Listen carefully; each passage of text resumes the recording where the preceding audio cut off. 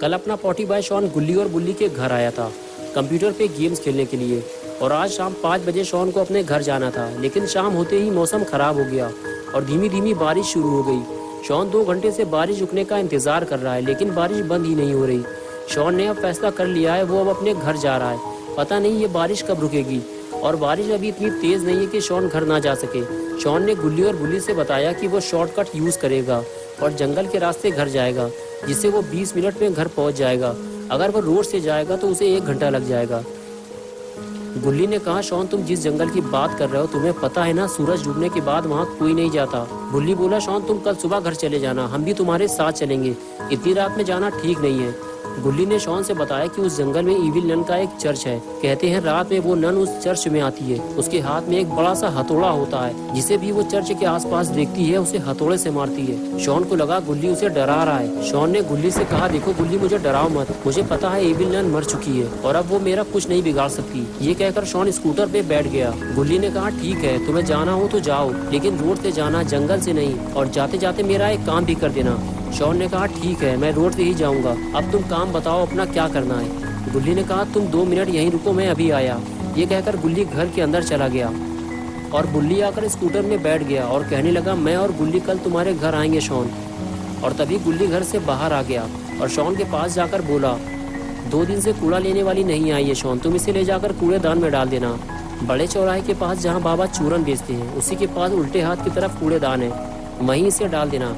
ये कहकर गुल्ली ने कूड़े वाला पॉलीथीन बैग स्कूटर में रख दिया और अपना पॉटी बॉय शॉन स्कूटर लेकर वहां से जाने लगा। तो गुल्ली और बुल्ली शॉन को डराने लगे और कहने लगे, जाओ शॉन, ईविल नन तुम्हारा इंतजार कर रही है।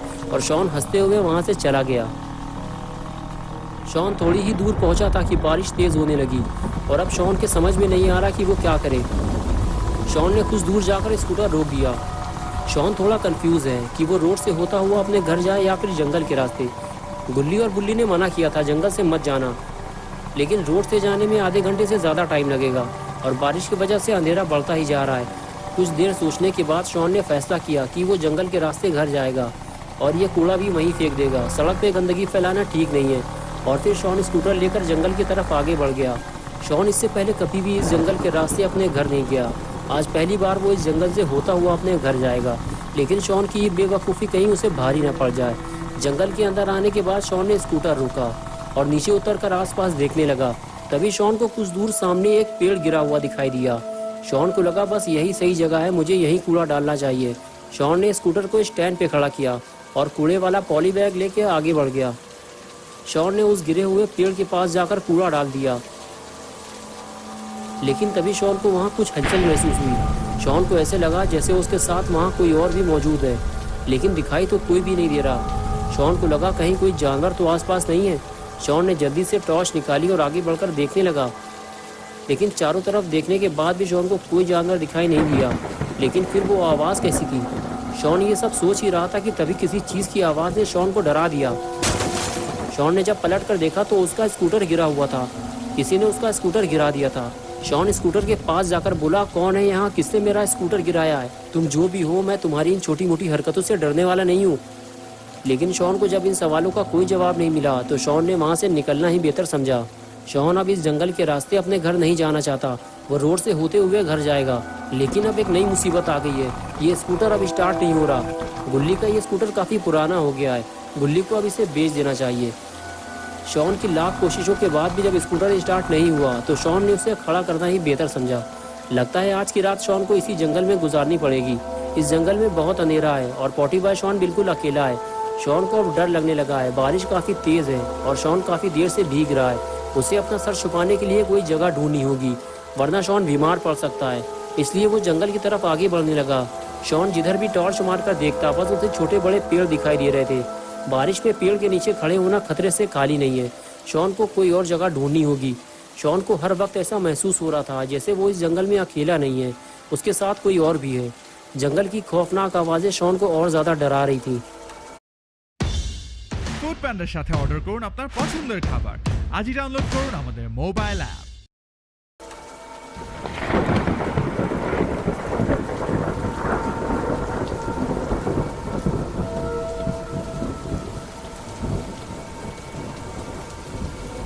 कुछ दूर चलने के बाद आखिर शॉन को वो पुराना चर्च मिल गया जिसके बारे में गुल्ली ने शॉन को बताया था।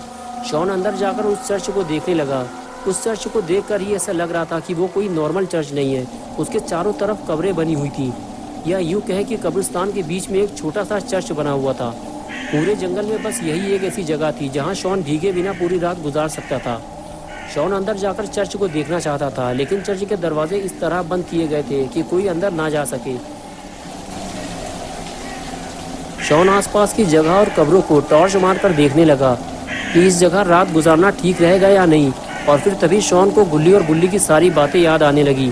गुल्ली ने शॉन को बताया था कि इस जंगल में एक चर्च है जो कि इविल नन का है और वो रात में वहाँ आती है। शॉन को अब डर लगने लगा है, कहीं गुल्ली की कही हुई बात सच ना हो जाए। शॉन अब कोई नई मुसीबत में नहीं फंसना चाहता, इसलिए वो यहाँ से जा रहा है। ये जगह कुछ ठीक नहीं लग रही। शॉन को रात गुजारने के लिए कोई और जगह ढूंढनी होगी।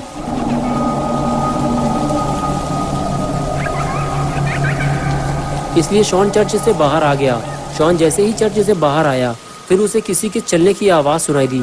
शॉन को ऐसे लगा जैसे उसके सामने से अभी अभी कोई गुजरा हो। शॉन ने हर तरफ टॉर्च मारकर देखा, लेकिन उसे कोई नहीं दिखा। शॉन टॉर्च लेकर आगे बढ़ गया। कुछ दूर जाने के बाद शॉन को एक पुराना कुआं दिखाई दिया जिसे सालों से किसी ने इस्तेमाल नहीं किया था। वो एक वीरान कुआं था। शॉन उस कुएं के करीब पहुंचकर उसे देखने लगा। पूरा कुआं काला पड़ चुका था और उसे देखकर ही डर लग रहा था।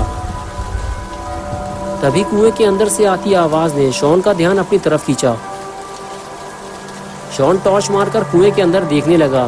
टॉर्च मारते ही आवाज और तेज होने लगी, जिसकी वजह से शॉन का शक यकीन में बदल गया कि कोई तो इस कुएं में जरूर है।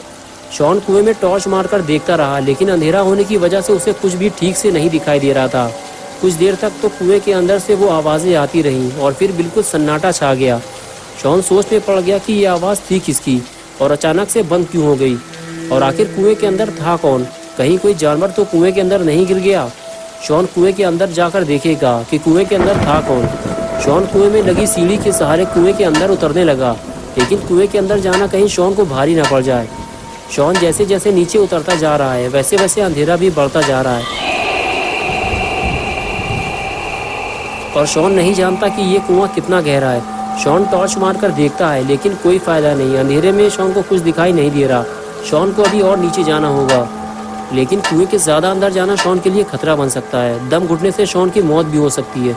लेकिन ये क्या, सीढ़ी के कुछ स्टेप्स टूटे हुए हैं। अब शॉन और नीचे नहीं जा पाएगा।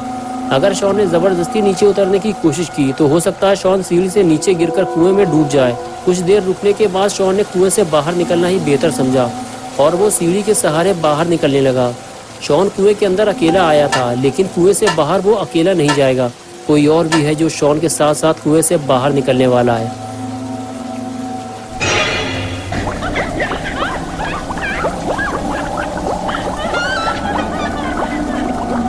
शॉन अभी इस बात से बेखबर है कि उसने कुएं के अंदर जाकर कितनी बड़ी गलती कर दी है और एक बहुत बड़ी मुसीबत वो अपने साथ साथ कुएं से बाहर ले आया है। लेकिन कुएं से बाहर आने के बाद शॉन का डर अब दूर होने लगा है, क्योंकि कुएं के अंदर उसे कोई नहीं मिला और इस जंगल में भी उसे कोई नहीं मिला। लोगों ने इस जंगल के बारे में झूठी अफवाहें फैला रखी हैं। इस जंगल में आना और चर्च में जाना बिल्कुल सेफ है, इसलिए आज की रात शॉन चर्च में गुजारेगा।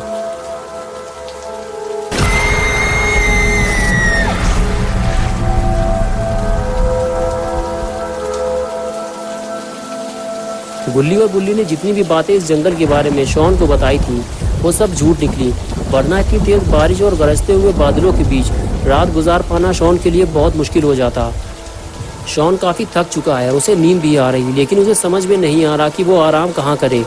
चर्च के चारों तरफ तो कब्रिस्तान बना हुआ है और शॉन कब्रों के बीच आराम नहीं करना चाहता। कहीं किसी मुर्दे ने कब्र से बाहर निकलकर शॉन को पकड़ लिया तो क्या होगा।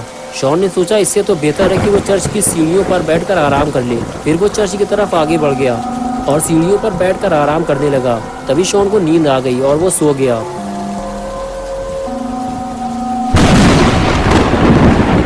और तभी एक जोरदार बिजली चमकी और सारा माहौल बदल गया। चर्च में बिल्कुल अंधेरा हो गया और क्रॉस का निशान उल्टा हो गया। लगता है इविल नन के आने का वक्त हो गया है, लेकिन अपना पॉटी बॉय शॉन गलत वक्त पर सो गया है। तो दोस्तों क्या होगा जब इविल नन शॉन को चर्च की सीढ़ियों पर सोता हुआ देखेगी, ये हम देखेंगे पार्ट 2 में 17 मई को संडे सुबह 8 बजे। दोस्तों अगर आप पार्ट 2 देखना चाहते हैं तो इस वीडियो को लाइक करें, चैनल को सब्सक्राइब करना और बेल आइकॉन प्रेस करके ऑल नोटिफिकेशन ऑन करना ना भूलें।